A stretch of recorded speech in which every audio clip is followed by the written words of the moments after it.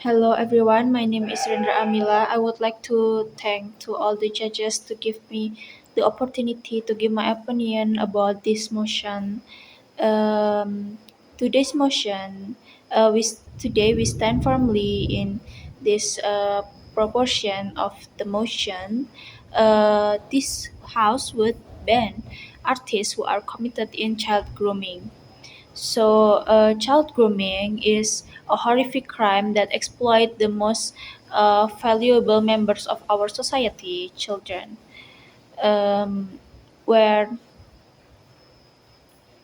when artists engage in such behavior, they violate basic human rights and lose their moral authority to participate in public artistic spaces. Thus, banning them is not just a punishment but a necessary step toward justice and societal protection.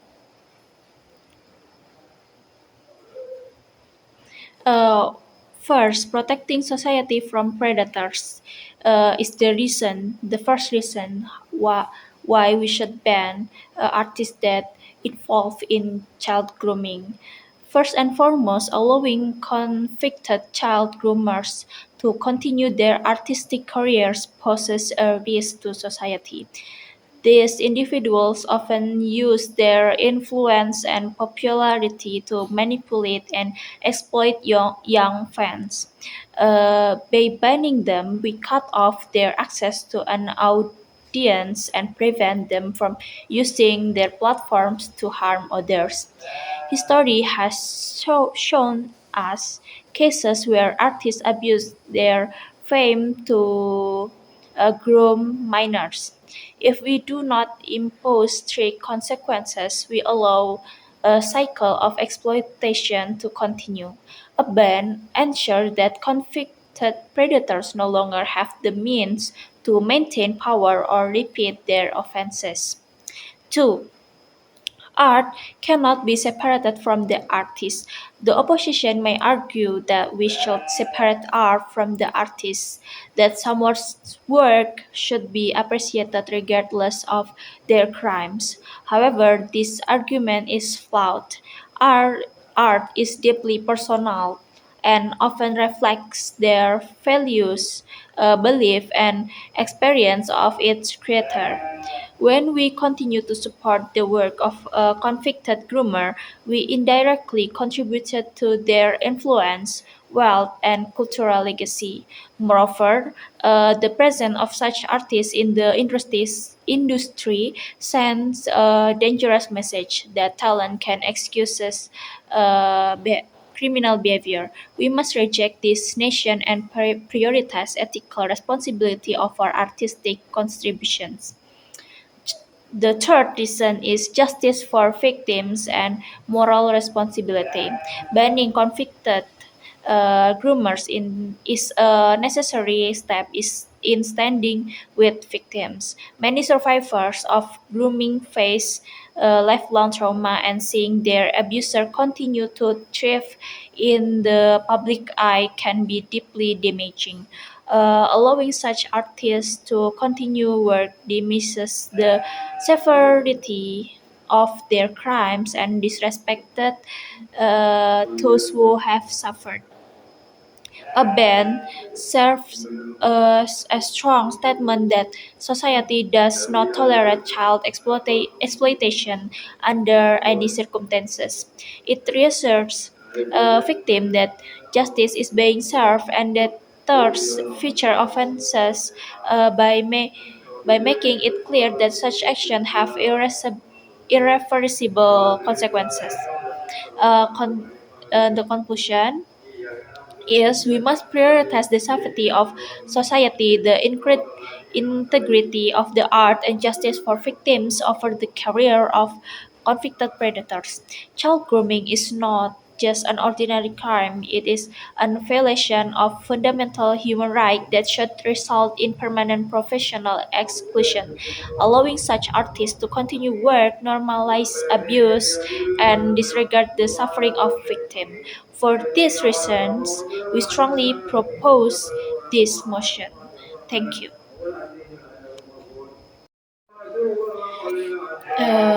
Hello everyone, my name is Rendra Amila. I would like to thank to the honorable chairperson and the respected government team for giving me the opportunity to give my opinion about the motion. Today we stand in opposition to this motion. This house would ban artists who are committed in child grooming. So before that, we want to make it clear that we do not condone child grooming in any form. It is a serious and repressive. It is a serious crime that must be punished appropriately by the legal system. However, we believe that banning artists entirely from practicing their craft is an excessive and impractical response. The first reason is the law should determine punishment, not public perception. So, first and foremost, justice must be served to through legal institution, not through societal cancellation. If an artist is found guilty of child grooming, they should face imprisonment, fines, or other legal consequences. However, once they have served their punishment, they should not be subjected to an additional lifelong professional ban. Banning individuals from their careers create a dangerous precedent. If we establish that artists can be permanently erased from their industry based on their past crime, where do we draw the line? Should all criminals, regardless of rehabilitation, be permanently banned from their professions? If a doctor or teacher is convicted of a crime and serve their sentence, they may have a chance to reintegrate into society under strict regulation. Artists should have the same right. The second reason, the right to separate artists from the art from the artist. The proposition argues that artists and their work are inseparable, but this is not always true. Art exists independently of its creator. It belongs to the audience. Many historical figures have had deeply flawed personal life, yet their artistic contribution remained valuable. For instance, Caravaggio was a violent criminal, yet his paintings are displayed in prestigious museums. Philosophers like Jacques Rousseau abandoned their own children, yet their ideas continue to shape education and politics. If we were to ban all artists based on moral failings, we would erase a significant portion of human culture. Moreover, banning an artist does not erase their existing work. People will still consume their art, sometimes even more so due to controversy. The better approach is to allow audience to decide whether they wish to engage with an artist's work or rather than enforcing an outright ban. The third reason is the importance of rehabilitation and second chances. A core principle of any just society is the belief in rehabilitation. If a convicted artist has served their legal sentence and taken steps forward genuine rehabilitation, why should they can be permanently excluded from their craft? We do not argue for immediate reintegration, but rather for the possibility of redemption.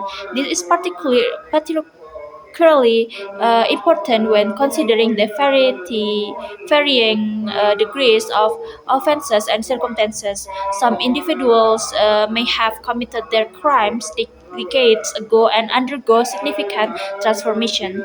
By implementing an absolute ban, we remove the possibility of restoration justice. Fourth is potential for misuse and false accusation. Another major concern is the potential for misuse.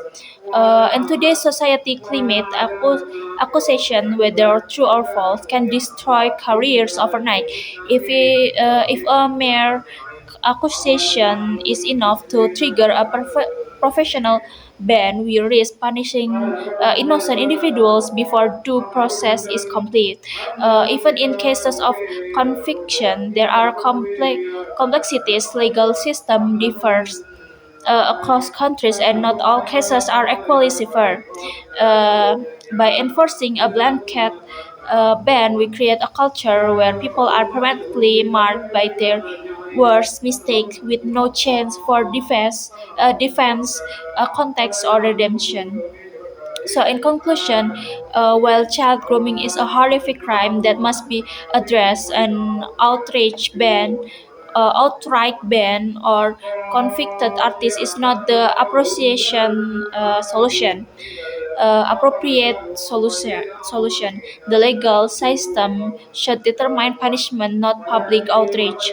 Art should be judged separately from its creator, and society should allow for rehabilitation where appropriate.